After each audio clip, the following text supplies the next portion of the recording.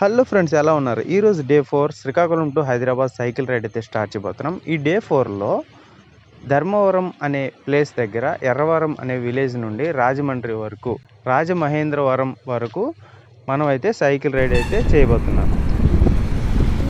So నేను వెళ్తున్న మధ్యలో నా ఫోన్ స్విచ్ ఆఫ్ అయిపోయింది. అన్ని వీడియోలు అన్ని ఫోటోలు తీయలేకపోయాను.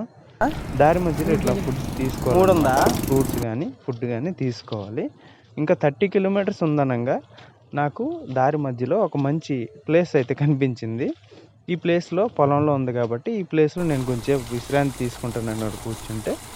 ఇది చూడండి ఎంత బ్యూటిఫుల్గా ఉందో. ఇలాంటి ప్లేసులు మనకి యూజ్ఫుల్ అనమాట. ఒక ట్రావెలర్గా ఈ ప్లేసులు చాలా బ్యూటిఫుల్గా ఉంటాయి, అవి మనం వివరించలేము. సో ఇట్లా నేను కొద్దిసేపు విశ్రాంతి తీసుకోనంగా అక్కడ రైతు వచ్చారనమాట, ఆ పొలం తాలూకా ఓనరు.